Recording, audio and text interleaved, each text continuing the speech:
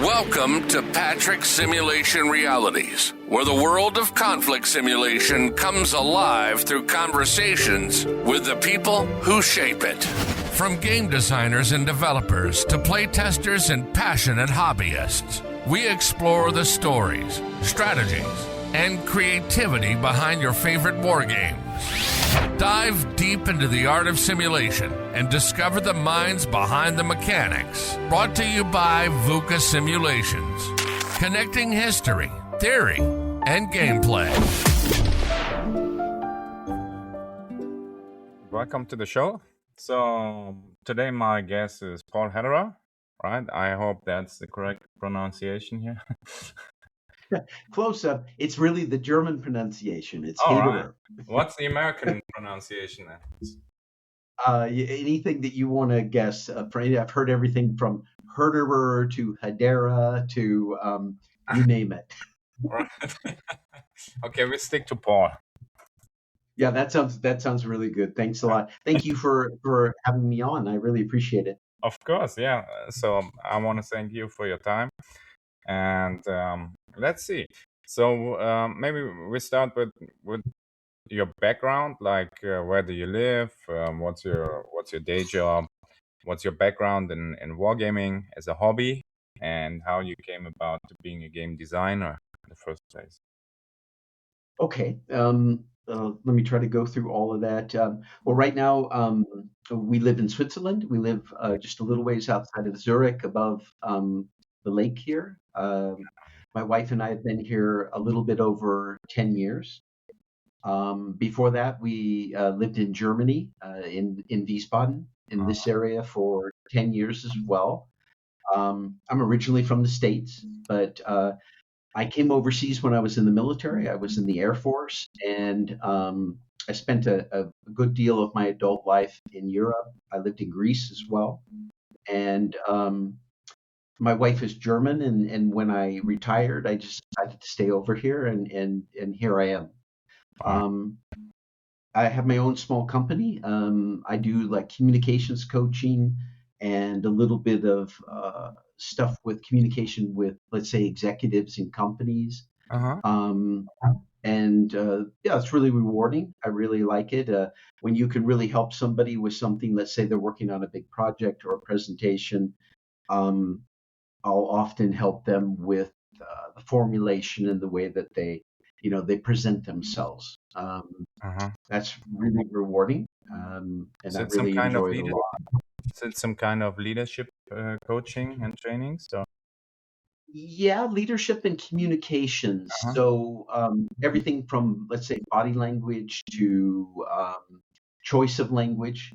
We go through a presentation and try to make, this inclusive language, saying we a lot and us a lot instead of I all the time and things like that. And it's really rewarding when you see that you really have helped somebody and somebody thanks you. I mean, I've worked in other jobs as well, and I mean, it's not every day you get somebody say thank you for helping me.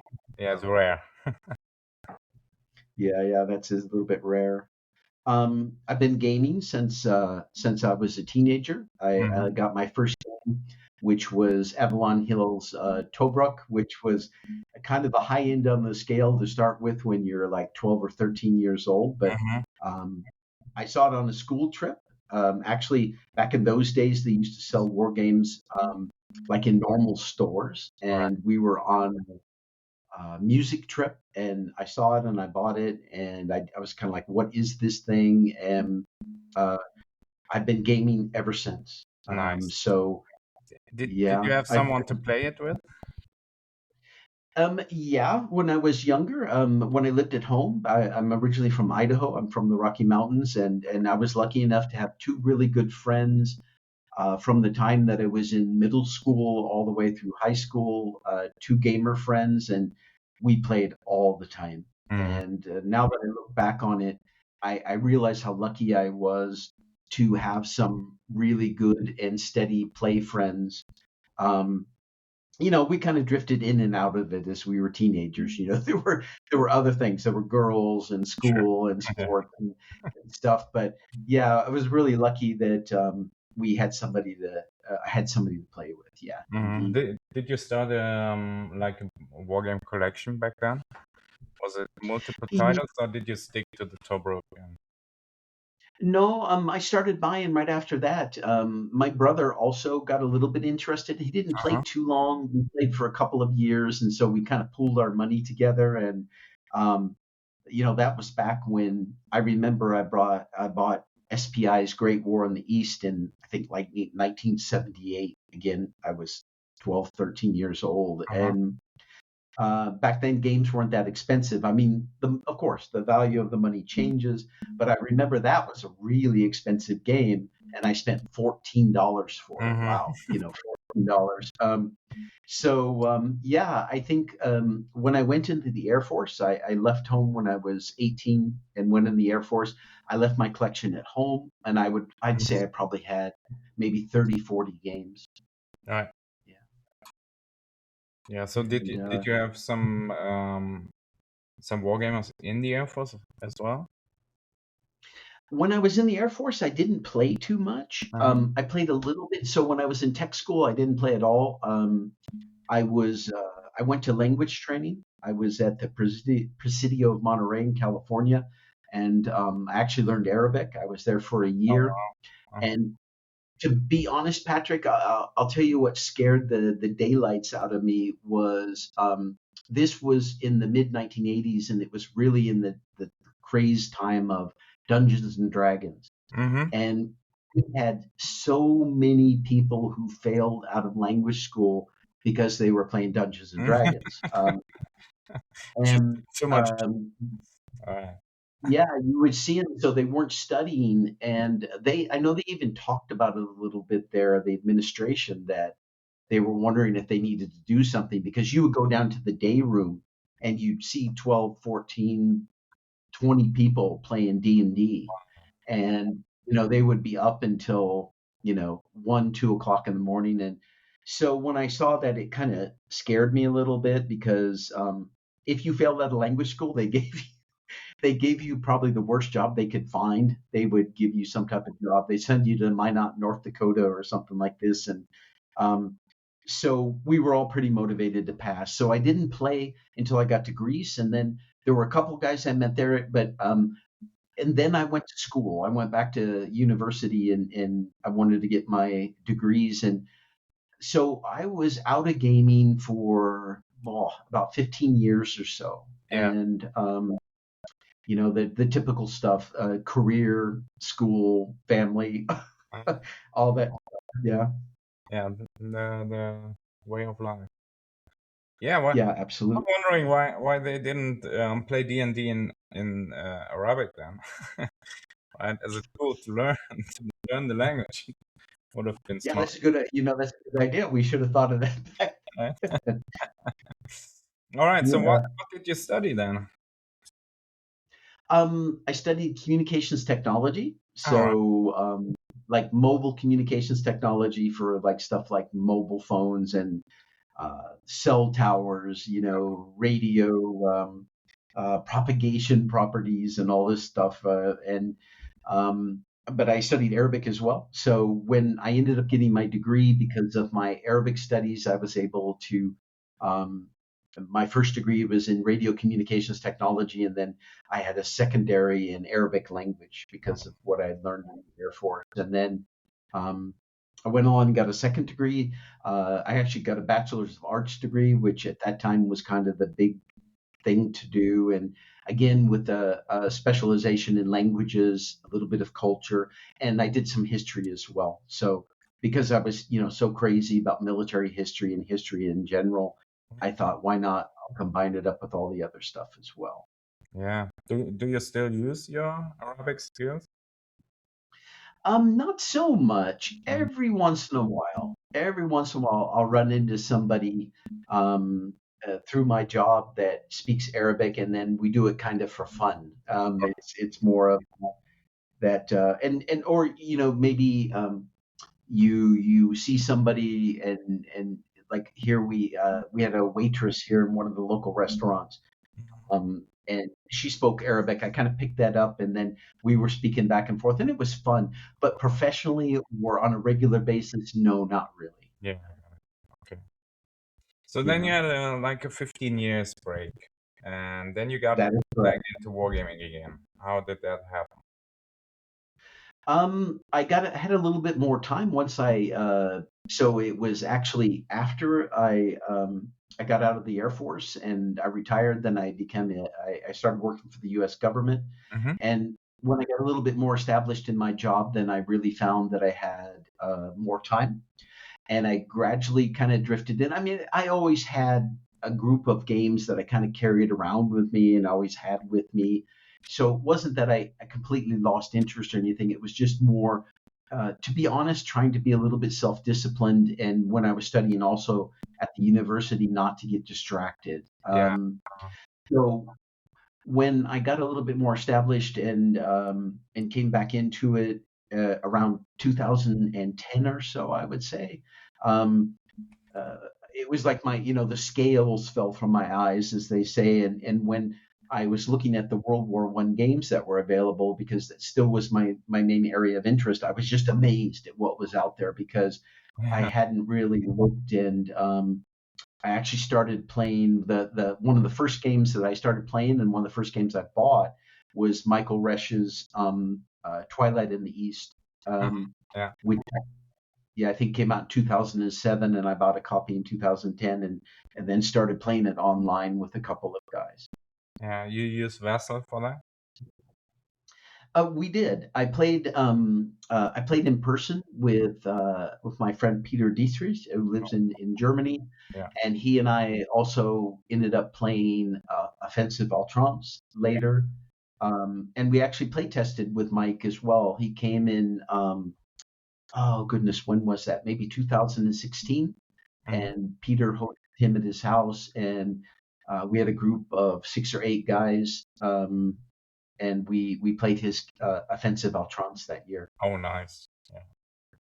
Yeah, and also at Hexacon. I don't know if you've been to Hexacon Yeah, yet, Patrick. multiple times, right? For maybe just some background information for the listeners here. So Hexacon is the big wargaming convention in Germany in Braunfels. Um, yeah, I've been there multiple times. Yeah, we played Twilight in the East there as well, and I mean I was very lucky because I lived outside of Wiesbaden. I think I lived 35 minutes away. It Oh, wasn't so far. yeah. It was a straight shot up the Autobahn, so we played there as well. Oh, cool. Mhm. Yeah. So, yeah, like World War One is one of your favorite topics in games, right? Which interests. Yeah, it has been. It's kind of been a real interest item of mine for a long time as well. Um, I would say, like a lot of boys at the time I was growing up, I was absolutely fascinated by World War One airplanes and stuff. And so when I was growing up, I was reading about the Red Baron and Ernst Udet Yeah. and Mick Manning Uh-huh. and all of these guys, and it was kind of strange how it happened. I was just super interested in it, and then my uncle lent me a copy of the book All Quiet on the Western Front, Mm-hmm. um, and I read it when I was quite young. Again, probably the same age as we're talking about, 12 or 13. It's a pretty heavy book for I'd say, a 12 or 13-year-old, but um, I started reading it, and I kind of started getting really interested in it because I had not known that much about that stuff, and my interest kind of just went from there and expanded, and so I've been interested in the First World War for since I was a teenager, I guess you would say. I studied a bit in school as well. I went to the University of Liverpool for a couple of years and studied operational military history. Oh, And wow. my concentration area was, believe it or not, you talk about esoteric subjects, was the development of German siege warfare techniques and abilities in the period from 1872 to 1916.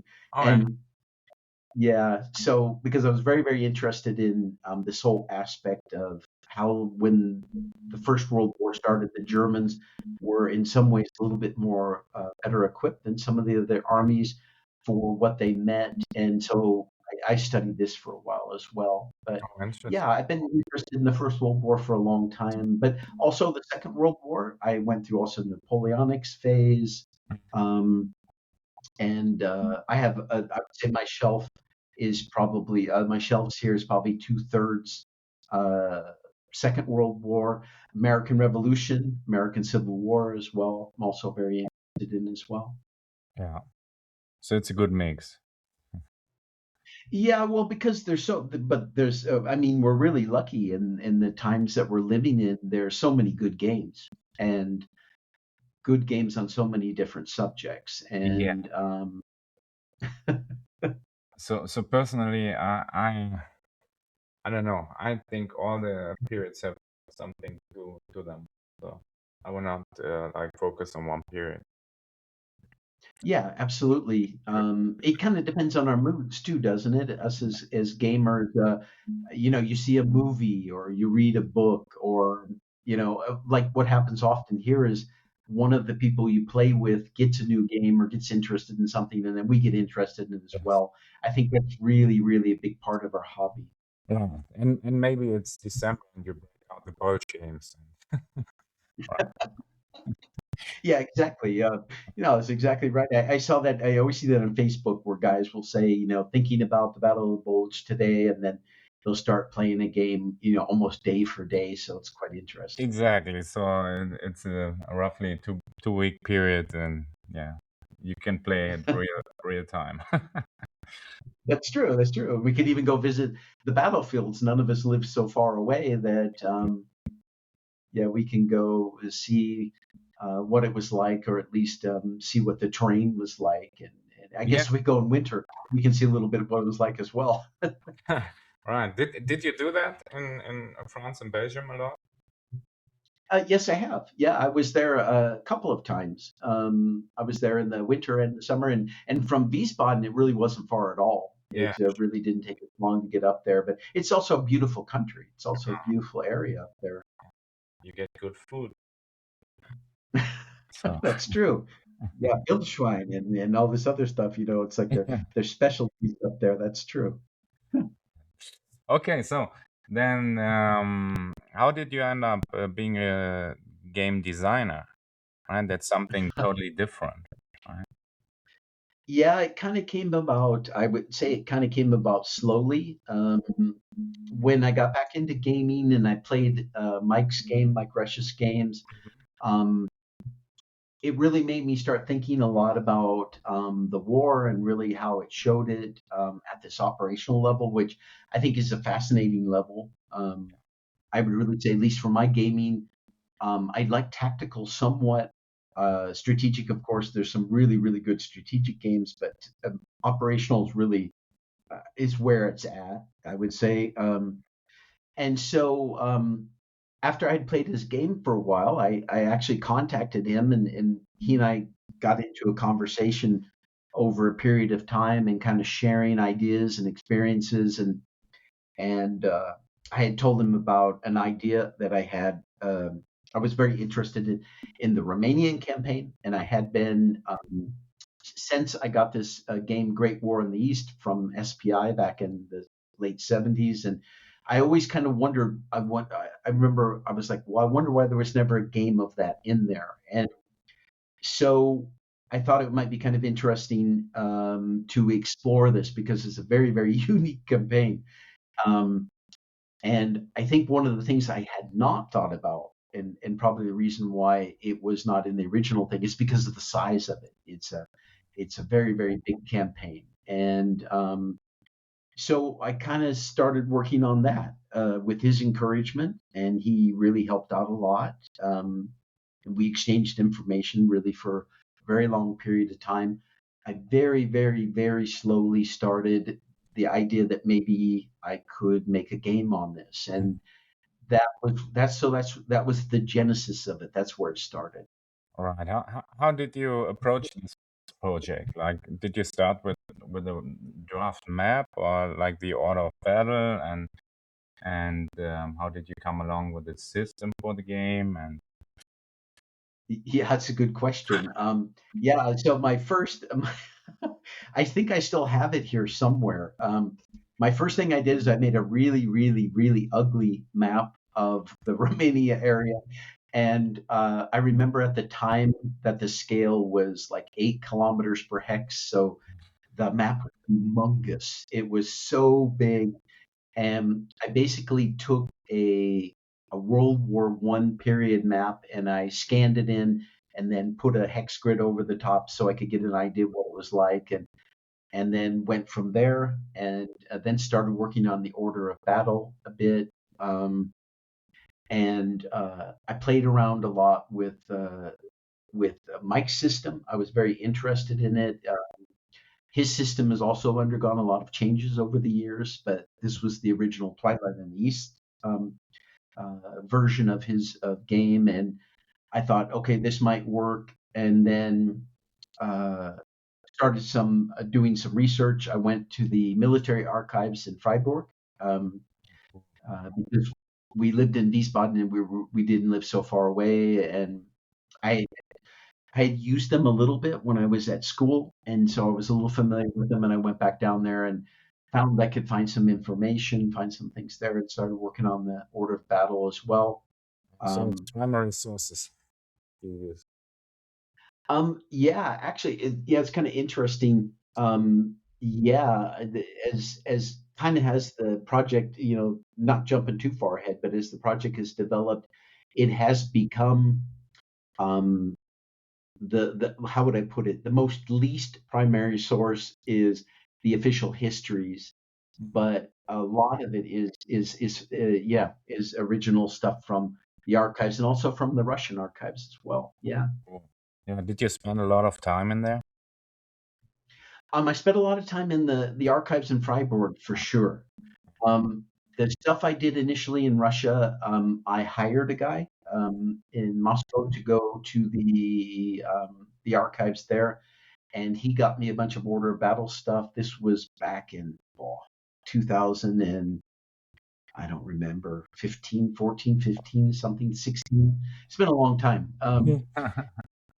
Yeah, it's been a while in the making, but um, what has been interesting over the years is what has become available online. There is so much now available online. Like for instance, you can access a lot of the Russian archives now online, and a lot of the official histories, like like the German Der Weltkrieg and stuff. Good God, back when I started, you had to buy a copy for 400 euros, and now you can get everything free online. That's the And book from the 20s, right? yeah, exactly. Yeah, they started in the 20s. I think the last volume was published, actually, I think during the war, or maybe I think volume 14 was published like in 56. They never finished it. And yeah, so maps in there. they do have nice maps. And that's what's so cool is you can get those all online now and stuff. And I mean, the French official history, not something for this game, but the French official history is online, most of it. Um, the Austrian official history is online. Actually, you can get copies of the Romanian official history, the Bulgarian official history. It's incredible. Yeah, that's pretty helpful. Yeah, very helpful. That's true. Okay, cool. So, why don't you tell us a bit about the game in general? So, what does it portray? What is it about? Okay, yeah, sure. So it covers the entire Romanian campaign, which started at the end of August in 1916, the 27th of August, so really right at the end, up through the end of December, which was when the front stabilized in Moldova and this area. So it basically, I'm trying to think of all the aspects of it. Well, one of the things that I guess it's interesting about the game is that all sides basically had an offensive phase. So initially, the Romanians surged over the mountains and they wanted to seize mobilization areas in Transylvania, and then eventually they were going to follow up with I mean, theoretically, with an offensive all the way to Budapest, it didn't work out very well, but that was kind of the idea. Um, the Bulgarians attacked in the very beginning, so that was one of the things that really threw the Romanians off, is that von Mackensen was in Bulgaria anyway, and being one of the most competent, probably leaders of the war. Um, the Romanians just kind of got dealt a really bad hand that he was down there, because he had the Bulgarians going across the border within a couple of days of the war starting, and um, there were some large scale attacks from the Russians in the north, kind of the last vestiges or the last parts of the Brusilov offensive up in the northern part of the campaign.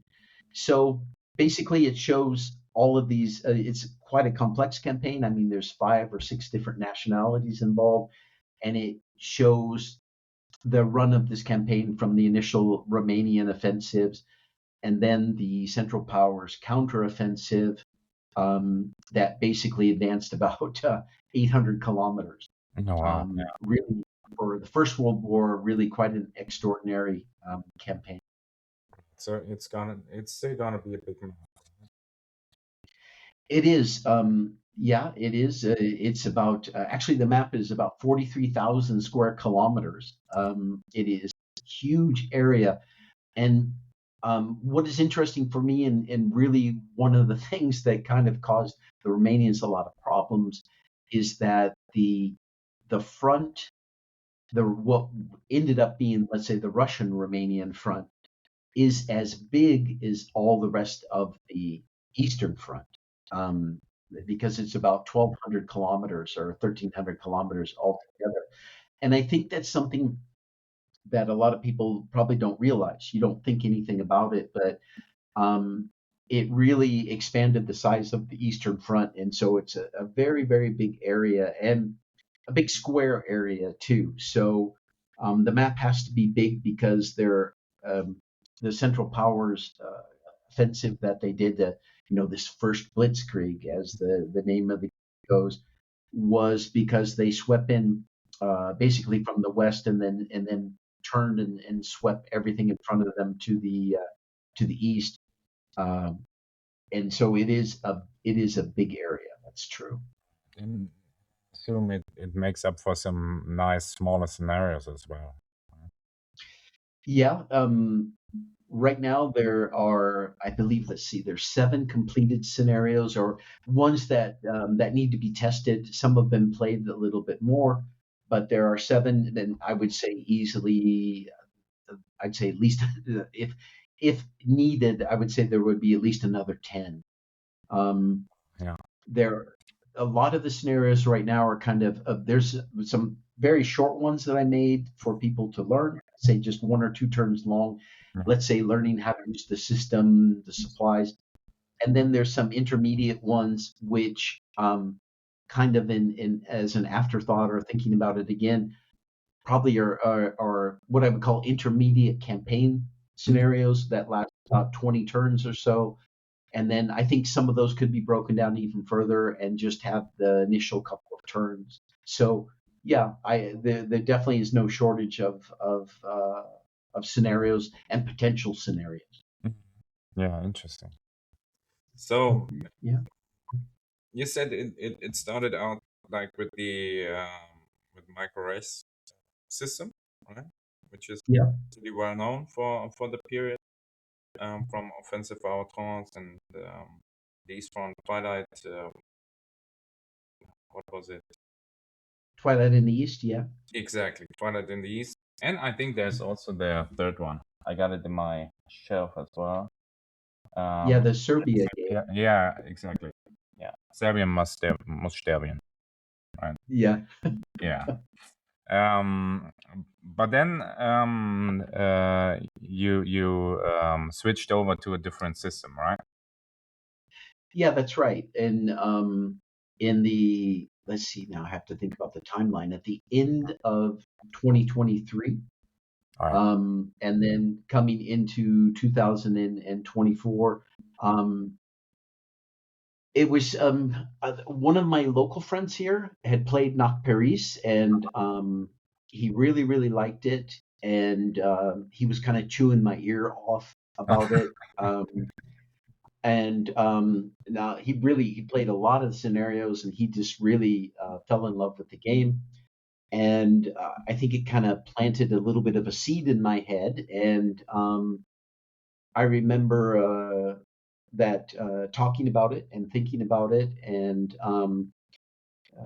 I remember you and I also talked a little bit about it and the pros and the cons of the system, and made a small playtest kit, a really small playtest kit using the system absolutely as is, and played it over a couple of weekends and realized that I really liked it. I really liked what I saw. Um, I think both systems are fantastic. I would say that I think that the Knock Paris system is a bit more accessible. Um, and that's no criticism of Mike's games. It's just that they're very, very complex. They're very complex. Knock Paris is also complex, but I do think in some ways it's a bit more accessible. I like that aspect of it.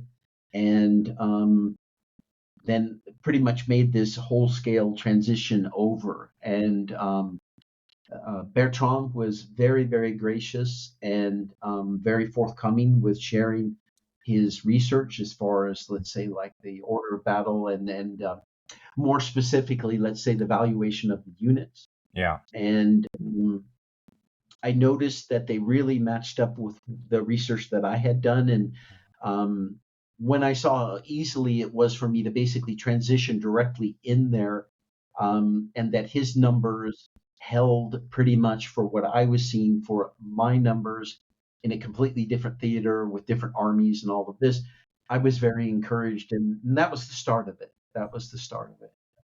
Yeah, I was also very much impressed by Bertrand's work when we first got started on Nach Paris, because he sent over this huge Excel file where you could track all the units and subunits and their armament, the number of guns and whatsoever, all kinds of information, which was huge.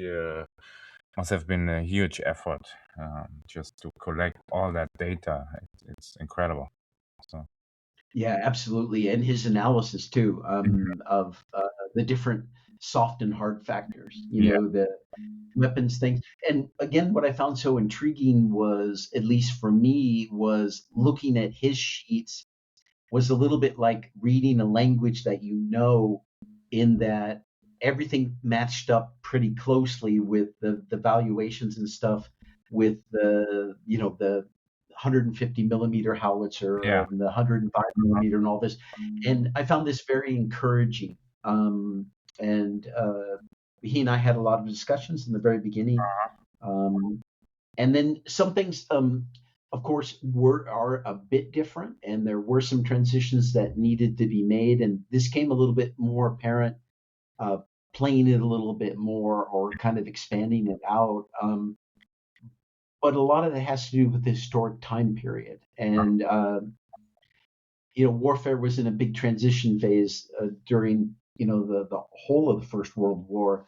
And, the combat towards the end of 1916 and let's say operations were quite a bit different than in 1914, really different. So there's been some transitions and some changes that needed to be made. Yeah. Mm-hmm. Yeah. Okay, cool. So what are some aspects that are different from the Nach Paris game? Okay, yeah, it's a good question. Well, one of the things a little bit is let's say, the command structure and subordination, as we call it, because most of the armies were much more flexible at that time period, and especially on the Central Powers side. One of the things that happened in the period from 1914 to 1916 is that the core structure really ceased being an operational or maneuver type of unit, let's say operational unit. Whereas I know from your work on Nach Paris, and one of the things you noticed, of course, is that basically, you've got corps made of divisions that were pre-war divisions, and mostly they stayed together. they did move around a little bit, but by 1916, especially on the Central Power side, that was completely gone. Mhm. They were switching units in and out all the time. They were using multinational forces. The Bulgarian Third Army had German forces, Turkish forces, Bulgarian forces, Mhm. Austro-Hungarian forces, and so one of the aspects of the game that really need to show was kind of build up a mechanism to let the players be able to do what they need to do.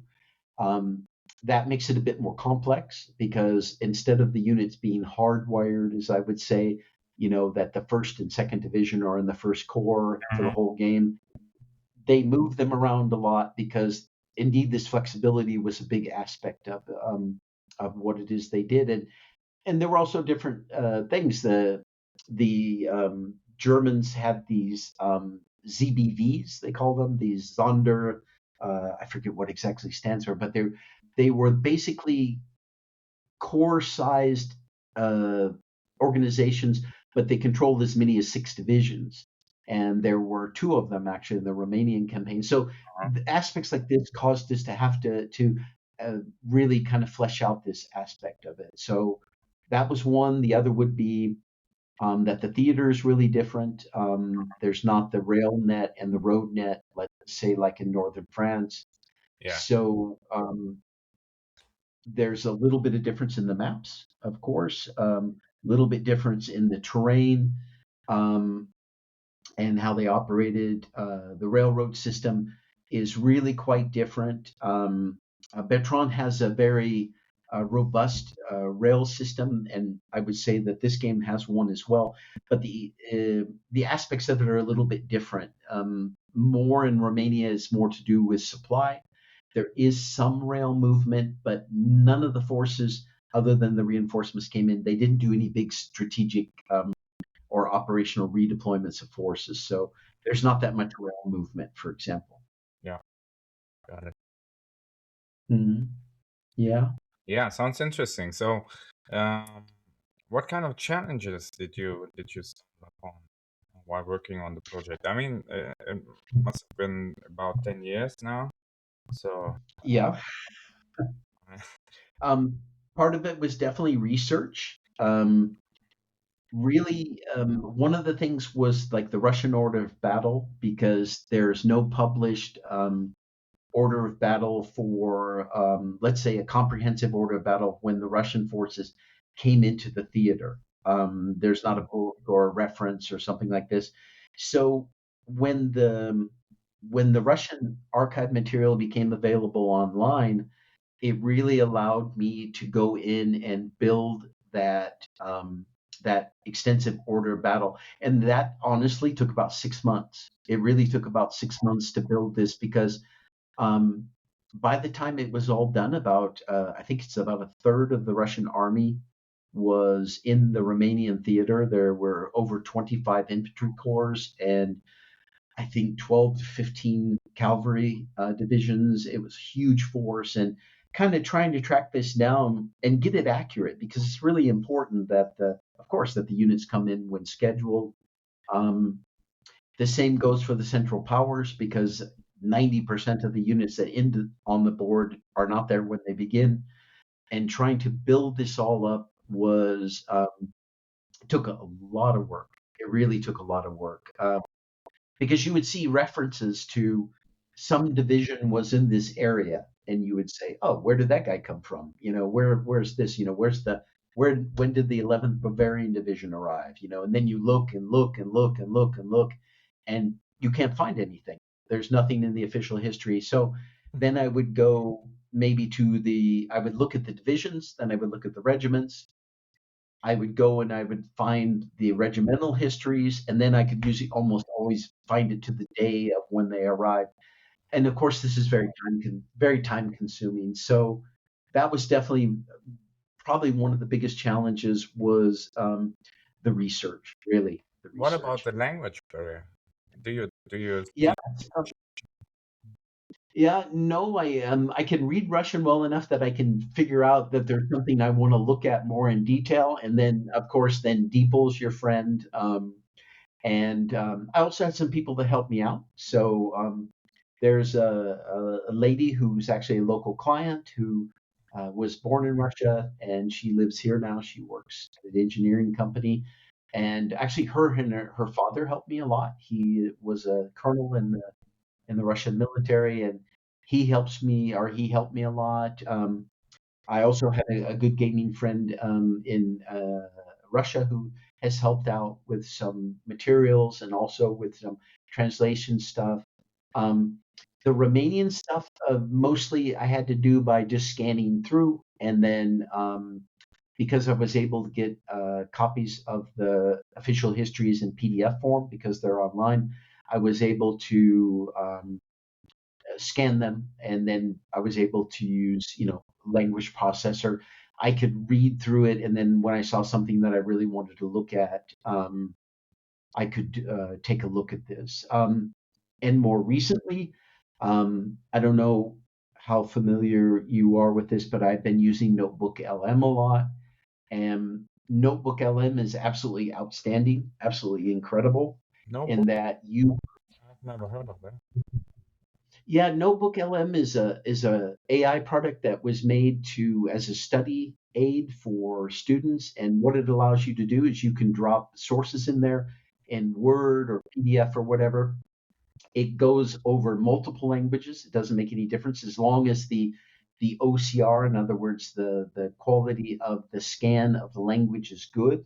Um, Drop it in, and you can just ask questions. So for example, I dropped all the official histories in there. I have one notebook that's got about 60 different sources, and then I can just ask it a question. I can say, hey, when did the Romanian, I mean, most of the research was already done, but what this allows me to do is double check what I've done and in game purposes. So say you see a counter and you say, "Oh, I don't remember what was it, I'm building the reinforcement files for the game or whatever."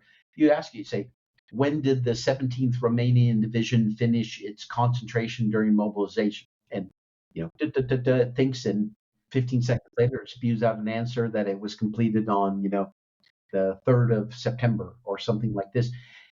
And what I like about Notebook LM is then you can check, you can click on the conclusion, and it takes you to the original, and then you can look at it yourself to make sure that the AI hasn't made a mistake. So this is an amazing tool, and I think for designers, especially dealing with multi-language and not even multi-language, but let's say I don't know, let's say you were making a World War II game and you wanted all the detailed or battle for the Wehrmacht, and you wanted to know exactly who was where and where was what. You could just ask it.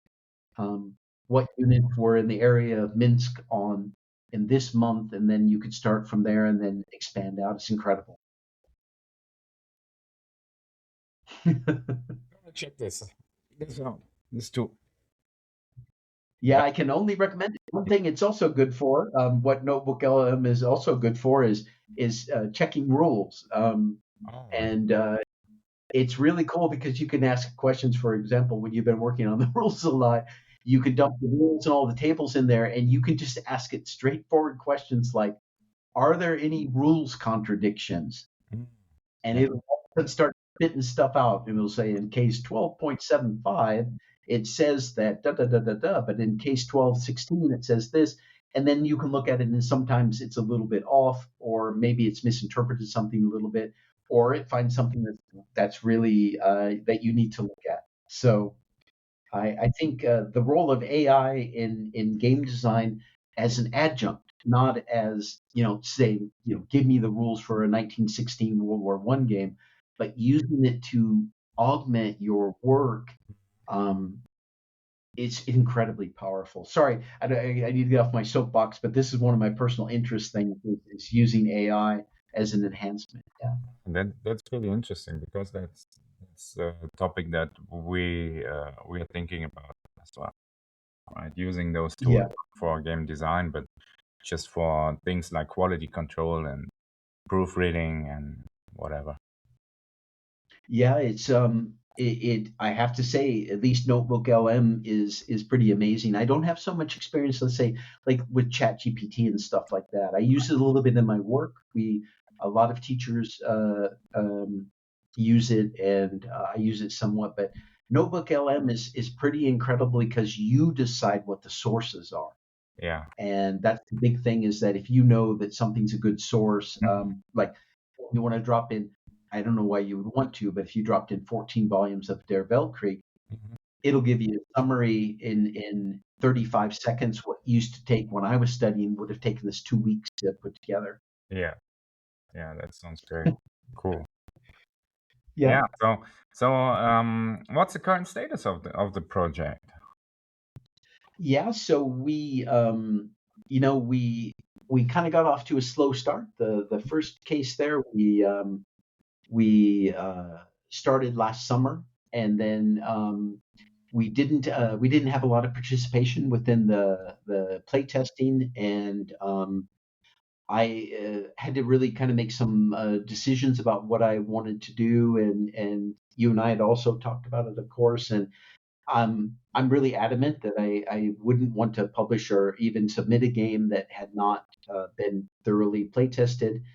So I kind of gave it a break for a while. I think, to be honest with you, I think I was a little bit burnt out at that time, a little bit tired as well, and I'm working full time and stuff, so it's tough sometimes to balance it all. As you well know, um, with family and work and all the rest of it. Um, but I started working on it again, kind of tentatively in the spring.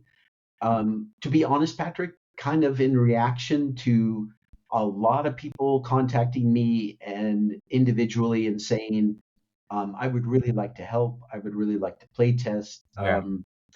I really want to see this game come out. And I was really overwhelmed um, by this response. Some of it was online, some of it was public, a lot of it was people sending messages privately. And I started tentatively working on it and thinking about whether it was something that I wanted to re-engage with, because I think it's a good game. And of course, a lot of work went into it. So I redid the map in the spring. I simplified things a lot. We had quite a complex, how would I call it, terrain system Yes. that basically every hex had a hex and a hex side. I mean, every hex has a hex side, but every hex had its hex side terrain. Mhm. And it was extremely detailed, but it was also extremely complex. And so I redid the map. It took me about 2 months in the spring. And I rationalized the map, I would say. I simplified it, rationalized it. Um, and I'm really happy with where it came out. And I kind of went from there, and then I took up some of the people on their offers to kind of start taking a look at it. And we basically kind of just reformed a team. So there were enough people that wanted to get involved that I said, okay, that maybe this is something that we can really start working on. Yeah. And we started testing again. Oh my goodness, when was it? August, September. Mhm. And we've got people actively playing, and we were lucky that we carried over with a very good vassal module from before. And yeah, I'd say that things are going well. The big thing is we're getting a lot of feedback. I've been doing weekly updates to the rules, to the vassal module, to the map, all aspects of it. Um, got some really experienced gamers, some people who played a lot of World War One games, people who played Mike's games and love them, people who played Knock Paris and love it. And so really a very lucky and fortunate mix of people. So it's coming along. That, It's really coming along. I had completely I also redid the rules starting in the early summer for about 2 months. Went back and scrubbed everything, kind of as one of the playtesters put, I kind of was my own developer in that I went through and said, okay, we need to cut this, we need to cut that, we need to cut this, we need to cut that. And so right now it's all looking really positive, and the feedback has been really positive. Um, which is really good. And I mean concrete feedback from people who are playing and playing competitively and regularly and really digging into the system. Some of the comments that we've had is that it's streamlined. I changed the combat system a little bit from what Bertrand had. We still use the same CRT, just so to put everybody's minds a little bit at rest there. The game is how would I say it? The game is not the same as the Not Paris system, but it's definitely related, and it definitely comes down from there. But one thing that has remained intact is the CRT. Some of the combat procedures I kind of streamlined a little bit, and some of it changed because it's 1916. There's some more emphasis. And Bertrand and I actually talked about that. And one of the first comments he made to me was, I guess you're going to need to come up with some type of ammunition system, which is something I had from before. And so that's part of the system.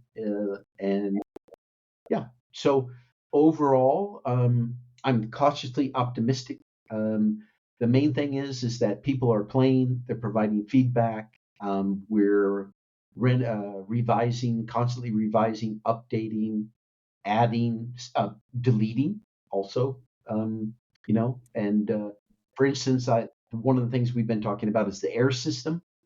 The air system is about 3 or 4 pages of rules.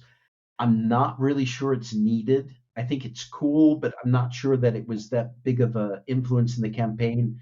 That'll be something that needs to be decided as we play test further, as whether we just need to axe it or just have it as a set of 3 pages of optional rules. Things like this, yeah. So the main frameworks there, and now it's just about some streamlining questions, some scenario balancing issues, and Yes, that's correct. The whole thing is there, and it works. That's the main thing, is we haven't run into any hiccups. It hasn't been like suddenly somebody said, "Hey, this doesn't work at all," or "This is broken," or anything. No, the feedback has been really positive on the combat system, that it plays really fast, and it is definitely a hybrid. And I think it's kind of important to say that it again, it is the follow on to Not Paris, but it is a different game. It is a different game, but as I said, warfare changed, and also to be honest, when I was working on the version with Mike Resch's game, it was one of the things that Mike told me in the very beginning as well. I remember he told me, he said, "What worked in 1914 is not going to work in 1916," and it's really true because they were fighting in a completely different way in 1914, or you could say they're fighting in a completely different way in 1916. Either way, things need to be changed up. sure, But and then it's yeah, also different terrain, right? And also different armies. So yeah, exactly. Yeah, and that's a big part of it is too. I needed to do a little bit some adjustments for the cab levels for the people who are familiar with the Not Paris system. Uh, I needed to change them a little bit to reflect, let's say, a veteran German army after a little bit over 2 years of war.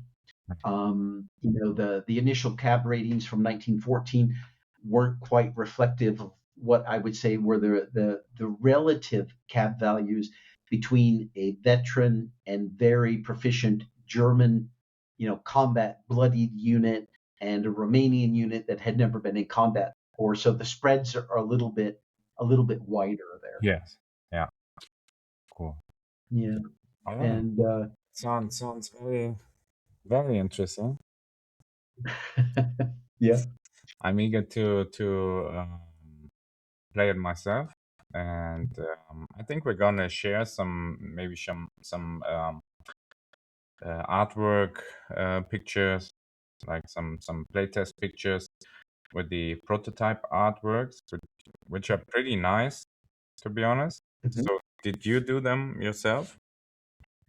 I did. I did the map, and I did the counters as well. Right. That's true. Yeah, it looks Never, gorgeous. as a war game designer. Yeah, Uh-huh. I'm sorry. Say again. No, it Again. looks gorgeous for I mean for a prototype. It's you can almost use it as is, right? Yeah, yeah. Well, I'm.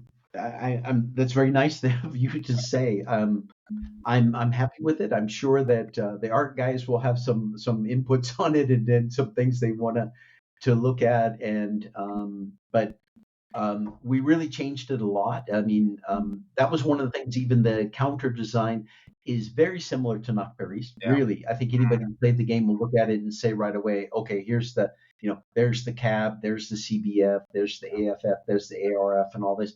But we really changed it up a lot as far as the colors go. The scheme of where we moved some of the numbers or made them a little bit bigger and a little bit smaller, Yeah. based on feedback, because that was something that really got within the first round, was a lot of people saying, hey, these are kind of hard to read when they're on the map. And then um, being a typical older wargamer, readability for me is a really, really important feature. Yeah. So we changed it around a lot. Yeah, But it yeah. certainly helps. So, maybe one of my last questions: will you be on any wargame conventions where people might see a physical prototype? Or Yeah, that's a good question. I would love to. I went to VenCon for many years. That's the Italian convention in outside of Venice. uh-huh. I didn't make it last year because we were actually on a cruise. We were gone. Right.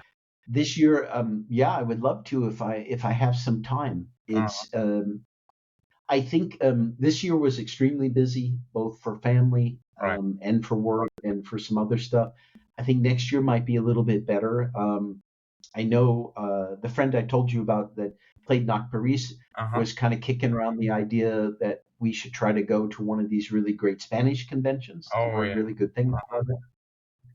Yeah, I would love to, Patrick. I really would. It's just finding the time to go. Sure. Or maybe if I would get a copy together for a VUCA representative, somebody else could take it and show. Sure. Yeah. Maybe we'll do it like that. Yeah. We can. I Yeah, mean, we can absolutely. elaborate this later or early next year because we're just about to schedule the our trips to the conventions for next year. So that's what Mhm, we're doing mhm. right now, and I think in early January it would make sense because then we know where we'll be going. Would that make sense? Yeah, absolutely. All right. So very last question, because we are approaching the 1 hour time frame, and that's typically where I want to stick with the episodes, right? So looking into the future, I mean, now obviously we haven't even finished this project, and it still requires substantial work and so on. But could you generally, like hypothetically, imagine to design other projects, and or do you have any ideas in mind, or you say no, it's just 1916 Romania? No, I would really like to do a game on the Brussels offensive. Mm, I think that that would be very interesting, and also, to be quite honest with you, would take about, hopefully, would take about 1/10 the time. Um, because actually, it's interesting because you were asking him earlier about Romania and the size. The play area for Brusilov mhm. is only about 1/4 of the Romanian map, Wow. so it's quite small. I think it's a very interesting situation. Uh-huh. Um, to be honest, I think the Balkan Wars might be kind of interesting. I think maybe something even in 1918 on the Western Front, but that's looking far, far, far, far in the future. But really, I think the Brussels offensive would be really, really interesting, and because it's in the same time period, it's basically the prelude to Romania coming into the war. I Right. think it would be really a beautiful partner, if you want to put it that way. Yeah, sounds interesting. Yeah. I just wanted to know if you're like playing around with some thoughts about other projects. Yeah. I was just being curious. So. No, it's a good question. I mean, I'm looking at, hopefully I would really like to retire in about 2 Yeah. years, Uh-huh. on the outside, and um, then I would really like to have a little bit more time to work on it, because it's tough, as you know, because I know you run a full business. I mean, outside of even the wargaming aspect, I know you're really busy. It's really tough sometimes balancing family, work, Sure. friends, all of it, and then, trying to find time to work on something in a comprehensive manner can get tough when you're working full time. Yeah, absolutely. Then I can understand, but it just shows me that you still enjoy it. So that's the main main part of it, right? Yeah, absolutely. I think we discussed that before when we were just chatting before, that I think with all designers, these games are, they're labors of love, Yes. and if you weren't passionate about it, you wouldn't be doing it. I mean, I don't know. Maybe there are game designers who just are churning out games. I don't know any of them, but I think everybody I know who's ever designed a game or is interested in it, these are huge labors of love. Yes, especially in such large and complex project, right? Yeah, Yeah, absolutely. it just takes passion to do that for sure. It does. That's right. Passion and a team. You have to have help. Yeah.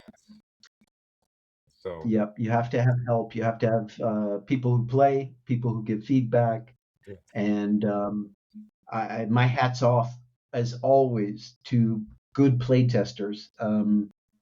They are one of the most precious resources within our whole hobby, and they really deserve a hat tip, because without those guys who really play and spend hours of their own time as well away from their families, spending their precious gaming time, giving feedback and stuff, this stuff wouldn't happen.